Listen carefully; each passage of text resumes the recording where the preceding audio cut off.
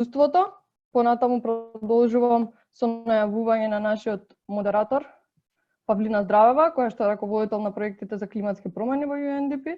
Таа е вклучена во развојот на сите национални политики и стратешки документи поврзани со климатски промени и е една од пионерките за воведување промени. Нашиот презентер денеска е доктор Владимир Ѓурѓевиќ, кој што го изработи извештајот. Тој е вонреден професор по оделот на метеорологија на факултетот по физика на Белградскиот универзитет.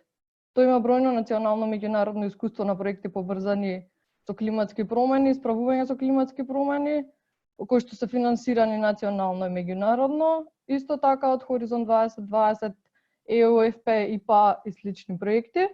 Тој работи на изработка на акцијскиот план за адаптација за климатски промени и е вклучен во националната комуникација за климатски промени на повеќе држави.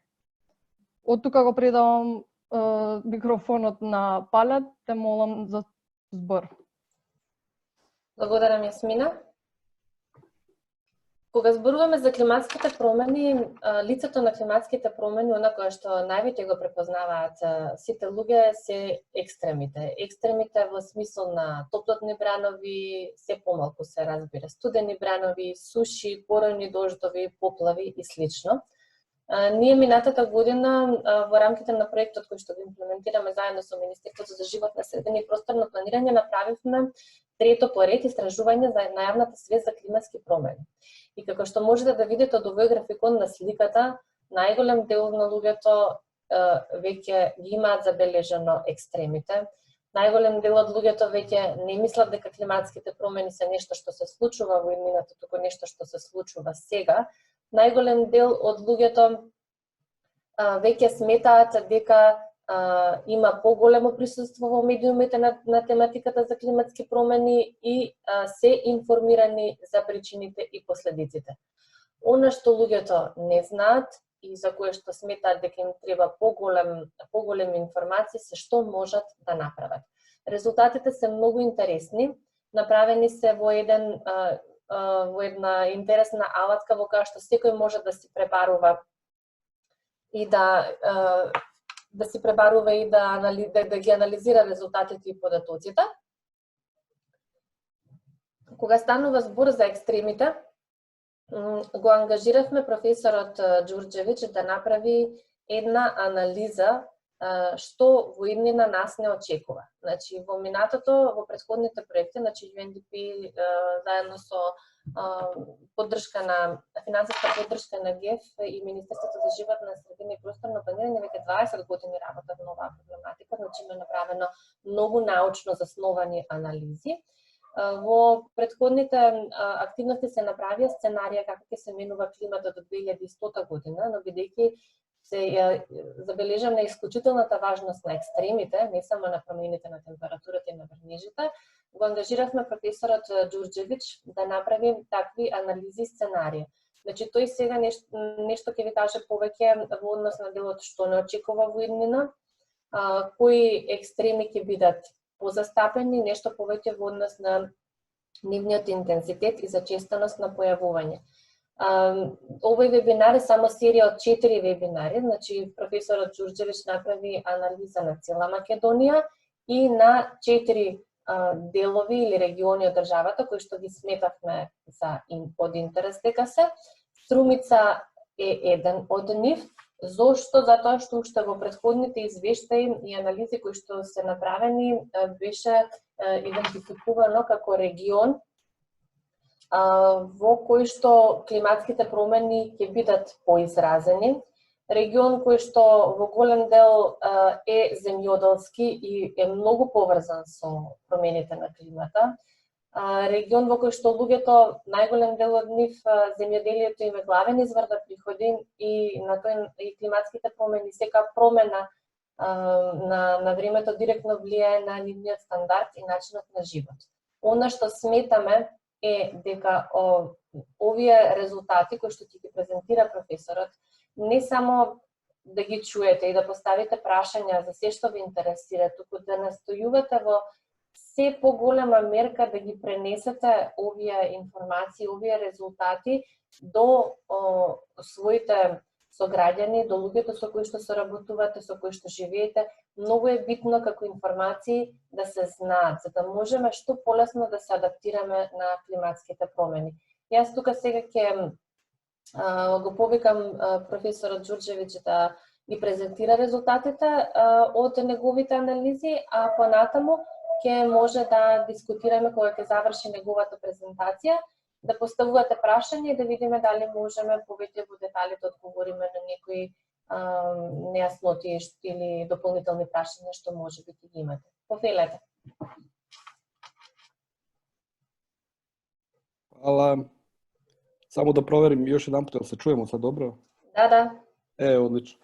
Dobro, evo ja ću sad predstaviti rezultate koji se tiču budućih promjena klime i ekstrema specifično za region Strumicu. U početku ću malo pričati o tome šta su to klimatske projekcije i daću jednu ili dve slike koje se tiču teritorije cele Makedonije, a onda ću posle na kraju se fokusirati isključivo veći deo prezentacije su rezultati koji se tiču Strumice. Ova slika pokazuje u stvari šta su potencijalni ili mogući putevi budućih globalnih emisija gasova sa efektom staklene bašte i u odnosu na te moguće puteve budućih emisija izrađuju se takozvani scenariji budućih emisija iz kojih kasnije mi možemo da u stvari napravimo projekcije buduće klime, odnosno kako će klima da se menja u odnosu na ove scenarije. U spektru ovih scenarija postoje scenariji koji pretpostavljaju da uopšte neće nikakve mere mitigacije, odnosno smanjenja gasova sa efektom staklene bašte da se desi u budućnosti i to je ovaj RCP 8.5. RCP je skraćenica tog scenarija, znači to je taj scenarij u kome se pretpostavlja da će globalno društvo da nastavi da koristi fosilna goriva i ostale izvore gasova sa efektom staklene bašte istim tempom kao što je to radilo do sad, znači to je scenarij bez ikakve mitigacije. I postoji ovaj donji najoptimistički scenarij koji se zove RCP 2.6, to je scenarij koji pretpostavlja recimo implementaciju Pariskog sporazuma, odnosno da gasovi sa efektom staklene bašte prestanu da se emituju, odnosno fosilna goriva da prestanu da se koriste na početku druge polovine ovog veka. I postoji još jedan scenarij analiziran, to je neki srednji put ili srednji scenarij koji je nešto između pune realizacije Pariskog sporazuma i ovog scenarija u kome nikakve politike nisu implementirane. Ovo je važno ne samo da bismo pratili rezultate dalje ovog izveštaja, nego i zbog toga što je uvek potrebno naglasiti da kad predviđamo buduću klimu mi ne dajemo prognoze u smislu šta će zaista se desi, nego dajemo opcije koje su pred nama. Tako da mi kao globalno društvo, pa i Makedonija kao jedna od zemalja sveta u stvari može da bira kojim će od ovih puteva da ide, znači da li hoće da participira u međunarodnim dogovorima ili neće i tako dalje. Tako da se mi nalazimo u jednoj raskrsnici i u odnosu na to koji put izaberemo, u odnosu na to možemo očekivati odgovarajuće promene klime. Znači promene klime još jedan put i predikcije buduće klime nisu prognoze, znači niko ne zna šta će se desiti pošto mi ne znamo šta ćemo kao društvo koje ćemo izabrati od ovih puteva, tako da je pred nama sad izbor, što je vrlo važno, znači moramo da znamo šta hoćemo da izaberemo, a izbor između ostalog radimo na osnovu toga koji su potencijalni rizici od ovih scenarija i šta je isto važno, iz ovih scenarija možemo saznati kako će klima se promeni u odnosu na to da planiramo kako da se adaptiramo, znači na koje sfere našeg društva treba da se fokusiramo u smislu adaptacije. Rezultati koji su korišćeni ovde da bi vam ih danas prezentovao su rezultati iz takozvane Eurocortex baze podataka.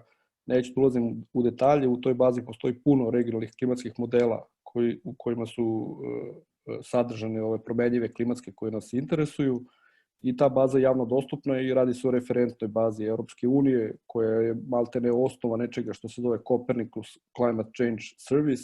To je trenutno glavni portal Europske unije za sve informacije skoro koje se tiču klimatskih promjena i po pitanju mitigacije, adaptacije i ostalih raznih drugih projekata, tako da rezultate koje budete videli su apsolutno kompatibilni sa nečim što je standard Europske unije danas i što Europska unija koristi za formiranje svojih politika u oblasti klimatskih promjena, kažem opet i po pitanju mitigacije i po pitanju adaptacije.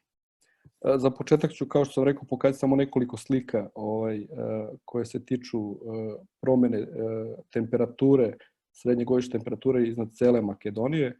U gornjem redu vidite ove promene koje se očekuju u periodu 2016-2035, to je neka bliska budućnost za ova tri različita scenarija, znači za scenario koji je optimistički, za srednji scenario i za pesimistički scenario, a u donjem redu vidite iste promene, znači promene srednjegodišnje temperature samo za kraj 21. veka i šta je glavna poruka ove slike jeste da u narednih 30 godina, bez obzira na scenariju, možemo da očekujemo manje više slične promene, što se i vidi tamo na onom grafiku sa scenarijima, pošto koncentracije gasova staklene bašte maltene ista za sva tri scenarija, a šta je u stvari poruka te činjenice?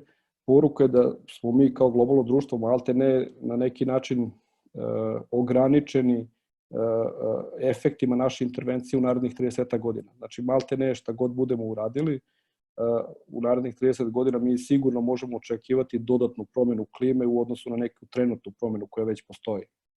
Međutim, ono što se vidi za kraj veka jeste da postoje drastične razlike između scenarija.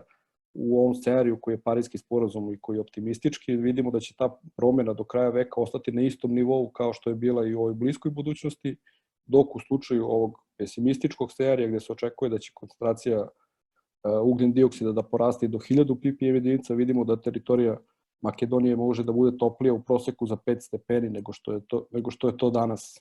Znači, opet kažem, glavna poruka ovih projekcija jeste da mi možemo da biramo našu budućnost trenutno. Znači, da li želimo da eventualno budemo spremni da prihvatimo dodatno zagrevanje od 1 stepen i da to bude naša klima u narednih 100 godina, ili ćemo da narednih 30 godina doživimo sigurno tu promjenu od 1 stepena, a da onda kraj veka završimo sa plus 5 stepeni, što je zaista drastična promjena u klimatskim uslovima i verovatno je promjena toliko velika da je zaista teško planirati i osmišljavati načine adaptacije. Postavlja se pitanje da li mi možemo uopšte da se adaptiramo na tako velike promjene. Tako da kažem još jedan put, sve rezultate treba gledati u tom svetlu, da su tu stvari izbori koje mi imamo ispred sebe i u odnosu na te izbore bi mogli da planiramo šta želimo da radimo. Ovo je još jedna slika koja je važna za celu teritoriju Makedonije, radi se o promjeni padavina. Za razliku od temperature, promjena padavina je malo kompleksnija. Tako videli smo malo pre da kako koncentracija gasova sa efektom staklene bašte raste u budućnosti, tako isto će rasti i temperatura. Međutim, kod padavina je važnije ne kako će se ukupne godišnje padavine menjati, nego kakva će biti njihova preraspodela u toku godine. Tako da imamo recimo u slučaju scenarija koji je pesimistički za kraj 20. veka, vidimo da će recimo zima i jesen i mogu očekivati neku blago smanjenje padavina, u nekim krajevima možda i neko blago povećanje, ali sve je to u nekim granicama od plus minus 5 do 10%, znači nešto što bismo očekivali zbog obične prirodne variabilnosti klime, dok vidimo da u slučaju leta i u slučaju proleća možemo da očekujemo drastično smanjenje, posebno u toku leta, što može da predstavlja veliki pritisak na neke grane našeg društva, posebno poljoprivredu. Tako da u slučaju padavina nije toliko, mislim, bitna je i slika kako će ukupne padavine godišnje se promene, ali posebno je važna ta slika kakva će preraspodela padavina biti, zato što čak i ako na godišnjem nivou bude bila ista količina padavina, sama preraspodela u toku godine može vrlo nepovoljno da utiče na društvo, odnosno da se desi da u nekim delovima godine imamo više padavina, a u nekim manje, ali baš taj nedostatak da bude u onom delu godine kada je naše društvo osetljivo na tu negativnu promjenu. Recimo, u toku leta je potrebno da poljoprivreda, odnosno poljoprivrednici očekuju da će imati određenu količinu padavine i ako baš tad zafale padavine, onda nije od neke koristi imati ih kasnije u decembru ili u januaru. Sada ću preći na rezultate koje se tiču baš regiona Strumice. Ovo je slika koja pokazuje buduću promjenu temperature za region Strumice od ovog referentnog perioda koji možemo smatrati nekom trenutnom klimom, koji je period 1986-2005, a sve do ovog završnog analiziranog perioda, to je poslednjih 20 godina 21. veka. Šta bih posebno naznačio u ovoj slici jeste da vidite, recimo za ovaj scenario RCP 8.5 postoji debela crvena linija. Znači, to je prosečna promjena koju daju svi modeli koji su analizirani. Znači, tamo imamo recimo 7 modela i debela crvena linija je srednja vrednost svih tih 7 modela. Isprekidane linije crvene, to je tačkaste, predstavljaju opseg koji daju ti modeli. Tako, pošto imamo više modela, onda nemamo samo jedan mogući rezultat, nego imamo više rezultata. i vidimo da u slučaju temperature i ovog nepovoljnog scenarija gornja granica tog opsega je čak i preko 5 stepeni, a prosečna promena je 4,5 stepena. Ovaj opseg je vrlo važan, posebno kad gledamo te regionalne analize, zato što nam on ukazuje da, i posebno kada pričamo o adaptaciji, da trebamo u stvari često da se fokusiramo na te najgore moguće ishode. Tako da u ovom slučaju adaptacija pre treba da bude vođena najgorim mogućim ishodom, što je porast temperature od preko 5 stepeni, a ne ovim nekim prosečnim porastom. Kada gledamo celu teritoriju, onda prosečni porast je dobra mera, ali gledano lokalno treba se fokusirati. Ovo u stvari znači isto da u posljednjih 20 godina treba očekivati godine koje će biti značajno toplije od ove promene, srednje promene koje je 4,5 stepena. Znači da mogu da se očekuju godine koje su značajno toplije od toga što je 4,5 stepena. I zbog toga je taj raspon ovih tačkastih linija vrlo važan. Za ova druga dva scenarija vidimo da u slučaju scenarija 4.5, koji je neki srednji scenarij, možemo očekivati još dodatna 2 stepena zagrevanja, dok u slučaju Pariskog sporazuma možemo očekivati još otprilike oko 1 stepen zagrevanja, što se uklapa u neku globalnu sliku, pošto u okviru Pariskog sporazuma predviđeno je da temperatura se zaustavi na 2 stepena, mi smo trenutno, ceo naš region je topliji za 1 stepen i malo više od 1 stepena, tako da do kraja ovog veka, ukoliko Pariski sporazum bude bio ispunjen, mi ćemo se zaustaviti na 1 stepen dodatnog zagrevanja. I ponovo na ovoj slici vidimo ono što sam na početku pričao, sve do sredine ovog veka ne vide se velike razlike u ovim scenarijima, razlike se vide tek u drugoj polovini veka, što znači da ćemo mi skoro 100% videti do sredine ovog veka promenu u zagrevanju od još 1 stepena i zbog toga to je vrlo važna poruka za adaptaciju, znači mi ne da što treba da se adaptiramo samo sad trenutno na promene koje vidimo, pošto očigledno ima puno već nepovoljnih promena na koje trebamo da se prilagodimo,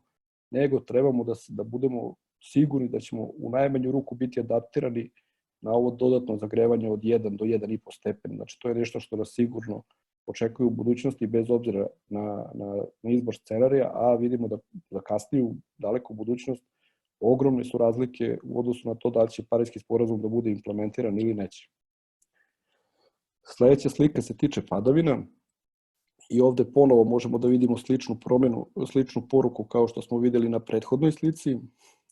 Vidimo da u slučaju ovog povoljnog scenarija 2.6, da padavine nekako manje više osciluju plus minus recimo 5 do 10% oko neke prosečne vrednosti, oko 0% promene, tako da je to opet poruka koju sam već rekao, znači u slučaju ovog scenarija mi bi trebali da očekamo da će padavine da ostanu manje više u nekom sličnom režimu u kome su trenutne. Znači trenutno ste vi verovatno isto već osmotrili određene značajne promene u režimu padavina, ali u slučaju Pariskog sporazuma ne treba očekivati u budućnosti neko dalje značajno pogoršanje uslova. Dok vidimo da u slučaju ovog nepovoljnog scenarija RCP 8.5 do kraja veka možemo očekivati smanjenje u godišnjoj količini padavina za 25% u proseku, dok je donja granica vidimo čak ispod 30%, što znači da u pojedinim godinama u strumici bi trebalo očekivati da malte ne godišnja suma padavina bude do 30 i više procenata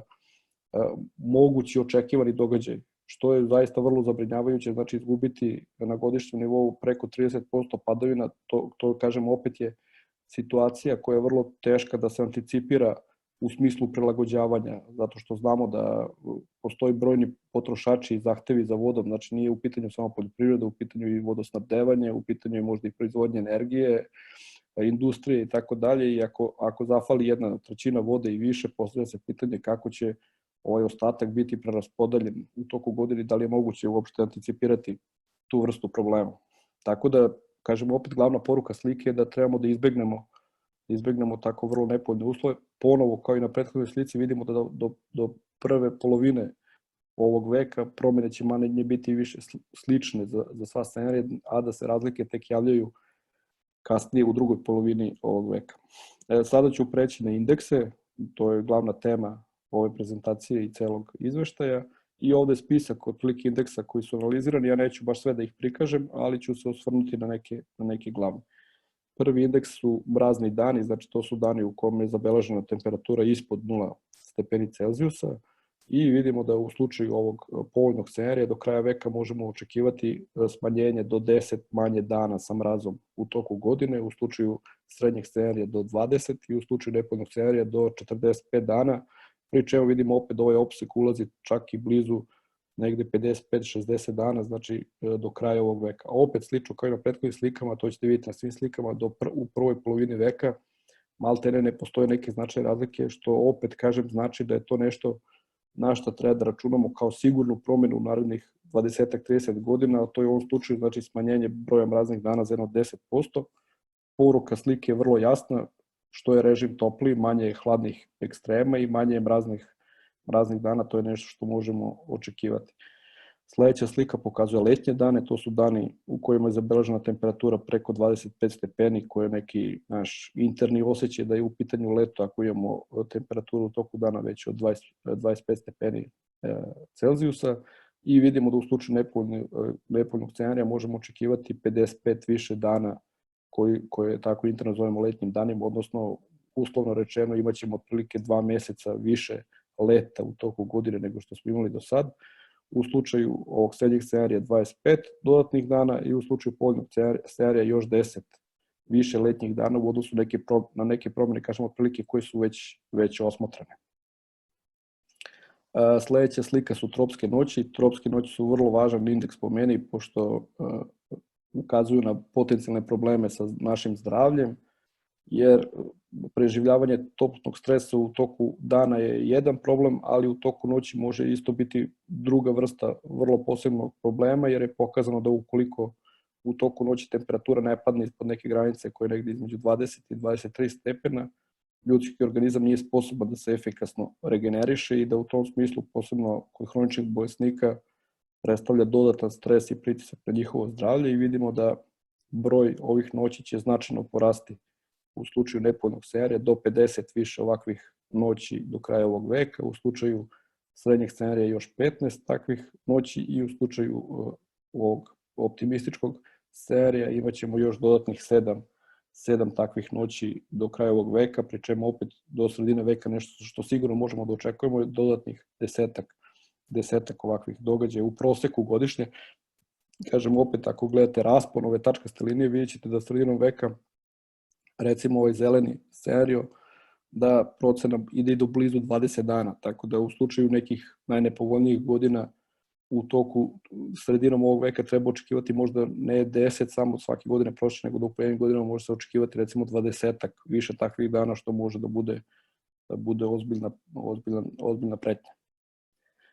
Ovo je grafik koji pokazuje dužinu toplotnih talasa i ovde se jasno vidi razlika između scenarija. Crvena linija pokazuje nepovoljni scenarij i vidimo da do kraja veka prosečni toplotni talasi će biti duži za 12 dana nego što su trenutno sada. U slučaju ovog srednjeg scenarija, znači to je produženje toplotnog talasa u proseku do 2 dana. Toplotni talas inače po standardima treba da imate najmanje 6 dana sa neočekivano visokim temperaturama i vidimo da će prosečna dužina potencijalno da poraste još 2 dana, dok u slučaju ovog Pariskog sporazuma, znači vidimo da u principu prosečno trajanje toplotnih talasa neće se produžiti u budućnosti. Imaćemo ih verovatno sličan ili malo veći broj nego što ih imamo danas, ali prosečna dužina njihova neće se produžiti, što je značajno bolji rezultat nego očekivati da će prosečan toplotni talas trajati 12 dana više nego što danas traje. Sledeći slajd se odnosi na ekstremne padavine.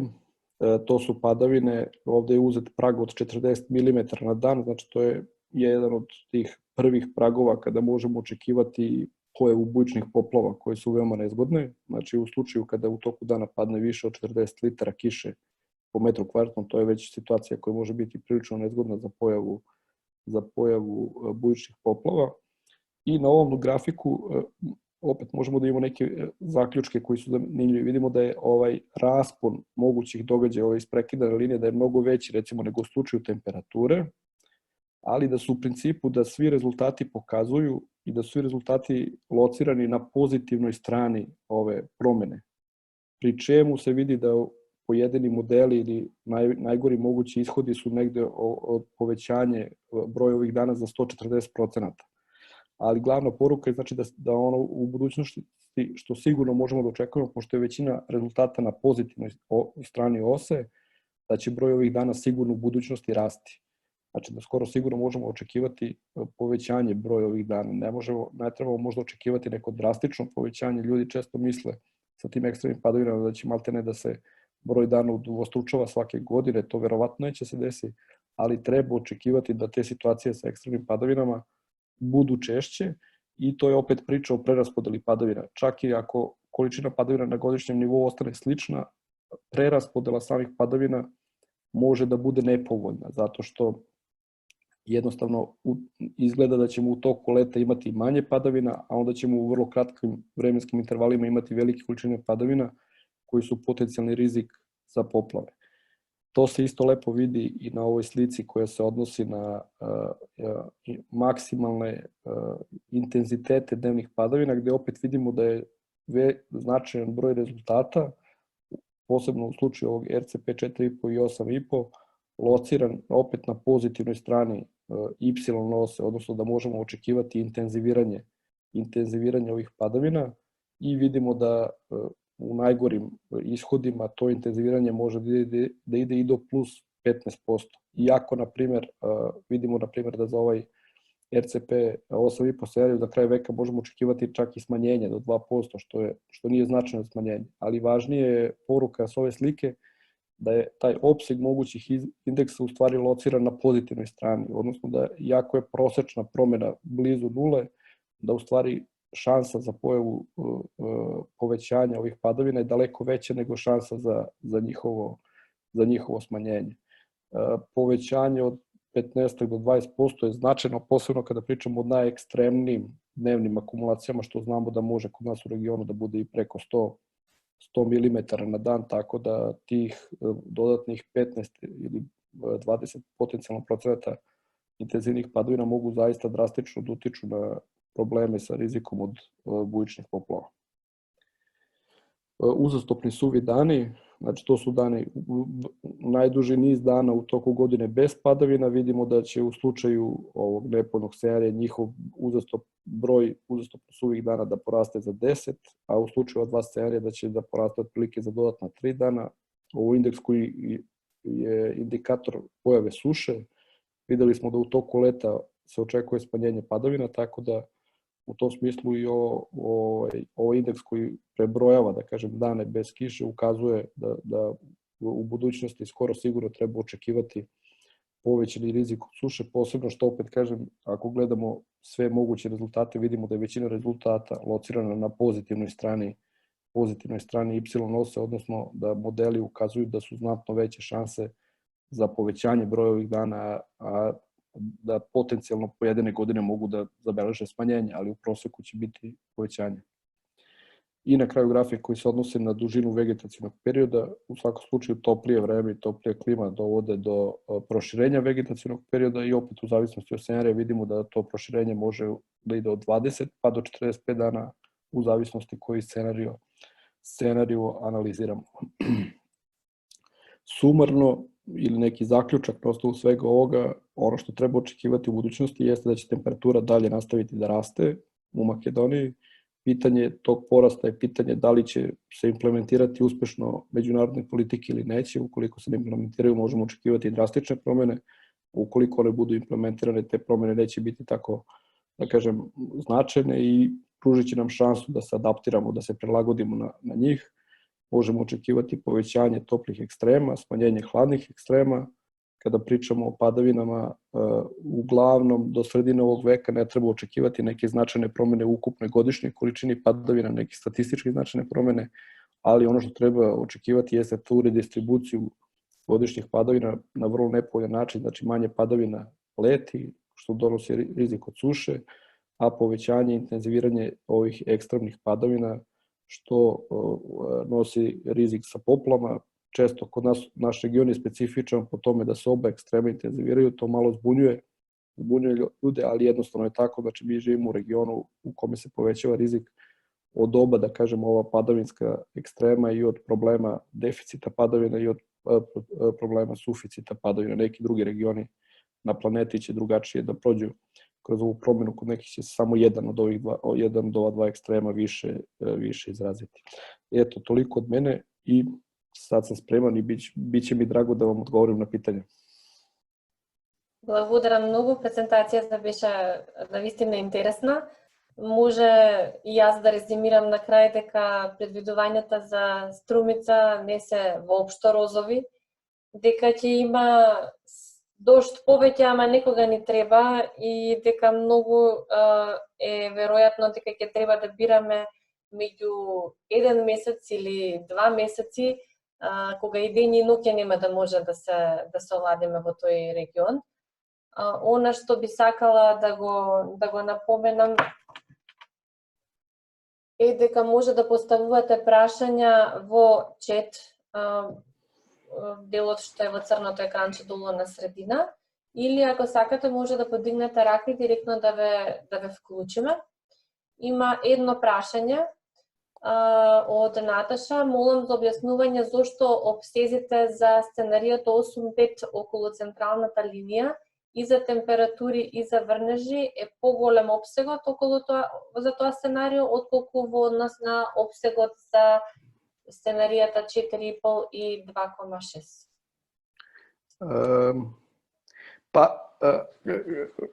Scenario 8,5 je, kako da kažem, najdrastičniji u smislu potencijalnog budućeg forsiranja klime s ovim koncentracijama, pošto koncentracije zaista danas su koncentracije ugljen dioksida oko 410 ppm, u budućnosti će te koncentracije da budu potencijalno u okviru ovog scenarija mogu da dođu i do 1000 ppm jedinica i kako da kažem, taj način, to drastično povećanje tog potencijalnog forsiranja unosi u same rezultate neku vrstu veće neizvesnosti kada gledamo recimo temperaturu.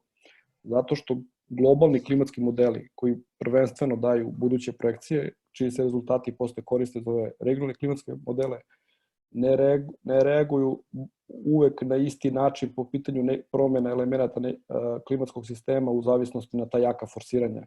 Znači jednostavno recimo kod nekih modela led je recimo osetljiviji na tako drastične promjene temperature topljenja leda na polovima, kod nekih je manje osetljivo, ali te promjene koje su globalne i koje zavise od toga kako globalni modeli i pojedini elementi klimatskog sistema reaguju na te globalne promjene temperature, to se na kraju odrazi na to što je naš region. Tako da u slučaju ovog 4-5 taj raspon jeste manji za kraj veka, ali do sredine veka vi se taj raspon nije toliko veliki nego da se tek vidi za ove poslednjih nekoliko godina.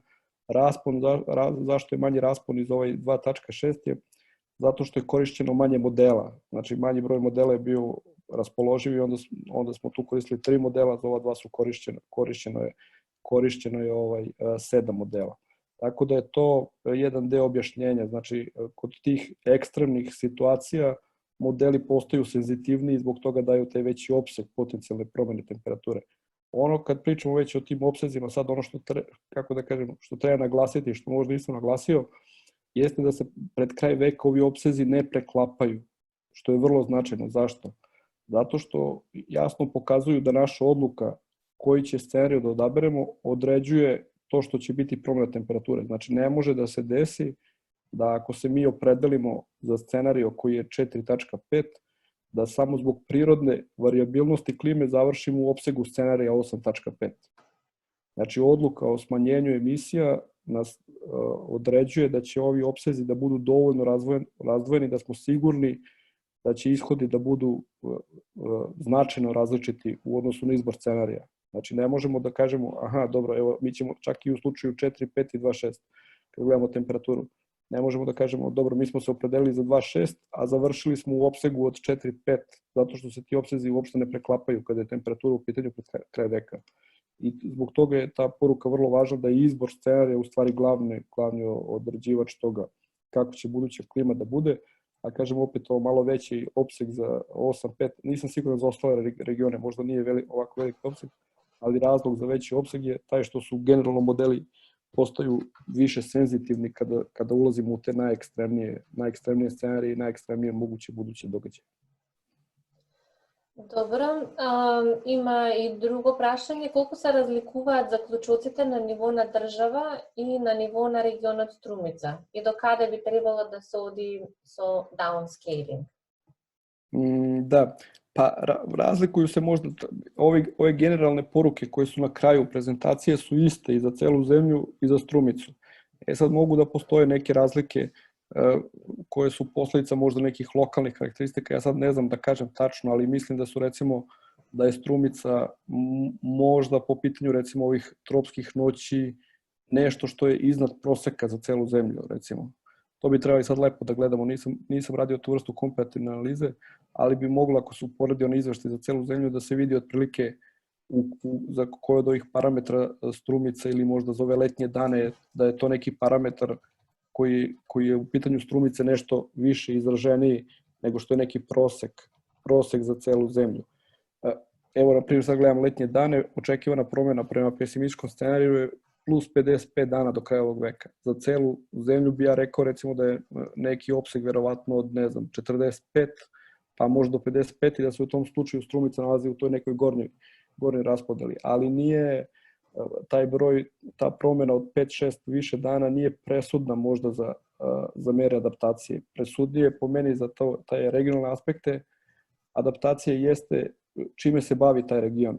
Znači, ako se Strumica bavi i značajno je fokusirana na poljoprivredu, ona će da bude mnogo ranjivija na povećanje ovih broja uzastopnih suvih dana, nego što će da bude neki drugi region u kojem možda poljoprivreda nije fokus, nego je fokus neke druge privredne aktivnosti. Tako da to regionalno fokusiranje mislim da prvenstveno treba da bude vođeno nekim tim socioekonomskim karakteristikama regiona. Zato što 55 više letnjih dana neće da se odrazi na isti način u nekom regionu, kažem opet, gde se možda ljudi bave poljoprivredom u odnosu na neki region gde su ljudi možda više fokusirani, ne znam, na neku industrijsku proizvodnju ili već na neku drugu stvar. Tako da, generalno, ima verovatno nekih nijansi, možemo da gledamo uporedno slike pa da nađemo koje su to nijanse koje su malo značajnije, ali glavna poruka je vrlo slična za svaki region pojedinačno i za celu zemlju. I ono što je važno, što je Paulina rekla isto na početku, ja mislim da jedna od glavnih poruka i ovih dokumenata i ovakvih analiza jeste za ljude koji žive u ovim regionima, da šta god da planiraju u budućnosti, posebno kad se radi o nekim većim investicionim projektima ili planiranju razvoja svog regiona, svoje opštine, da te planove jednostavno treba da dopune s ovim analizama. Ja često ovde u Srbiji kad pričamo o adaptaciji na klimatske promjene, ako planirate da unapredite svoj sistem za odbranu od poplava, znači vi možda koristite neke hidrološke podatke iz prošlosti i u odnosu na to da planirate otprilike kako će da vam izgleda sistem od odbrane poplava, ali kad već hoćete da unapredite, pogledajte i ove brojeve i vidit ćete da će vama ekstremne padavine recimo da budu veće za u proseku 20%. Nije teško, bolje sad u tom trenutku uložiti napor i unaprediti ceo sistem za tih dodatnih 20% nego shvatiti recimo za 30 godina da su padavine postale ekstremnije pa da onda ponovo moramo da preuređujemo naše društvo. Tako glavna poruka za sve ljude na lokalu jeste da šta god radite i šta god planirate od vrlo prostih stvari, uređenja grada, planiranje parkova i tako nečega do vrlo skupih infrastrukturnih projekata, pre nego što počnete da radite projekat, pogledajte jedanput u sve ove grafike i u tabele i vidite da li je nešto u okviru vašeg projekta osetljivo na to što temperatura potencijalno do sredine ovog veka možda poraste za dodatnih 1 ili 2 stepena. Tako da ovi grafici treba da budu orijentacija za vaše razmišljanje o tome ako imate neke planove za budućnost, a svi ih imamo naravno. Благодарам. Јас уште нешто само сакам да надополнам дека имајќи ги во предвид сите овие работи, особено за Струмица, бидејќи е сепак земјоделски интензивен регион, водата ќе стане многу значаен ресурс. Ќе биде потребна и за полевање, и за домаќинствата, и за се. Мислам дека треба ова да биде како едно предупредување колку треба да се вложува во сите оние мерки за што поефикасно користење на водата уште од сега, за да не има проблеми и во скора иднина според презентациите на Владимир. Има голема благодарност за објаснувањата, Владимир, и за презентациите. Hvala. Од Александар од Хидрометеоролошки и од Наташа за изработка на студијата и за самата презентација. Други прашања не гледам, така да би сакала јас уште еднаш да ви се заблагодарам на сите за вниманието и на вас за презентацијата и на целиот тим, особено на Јасмина за техничката поддршка во целиот овој процес. Мислам дека убаво би било да се споделат оние анализи ние што ги имаме досега направено во рамките на извештаите кои што се однесуваат и конкретно на регионот на Струмица, кои што покажуваат како земјоделството може многу полесно да се адаптира на климатските промени. Значи, Јасмина ќе ви ги прати тие во мејл кога ќе заврши овој вебинар, заедно со линкот од снимката. Би ве замолила навистина да ги споделите со сите во регионот на кои што мислите дека ќе ви користат. Ако имате дополнителни прашања во однос на анализите кои што денеска не беа презентирани, а се изработени од порано и се презентирани пред некој аудиториум, но убаво сепак би било да се потсетиме, може да не контактирате па да организираме повторно некоја ваква презентација. Ви благодарам уште еднаш и имајте убав ден. Пријатно. Пријатно.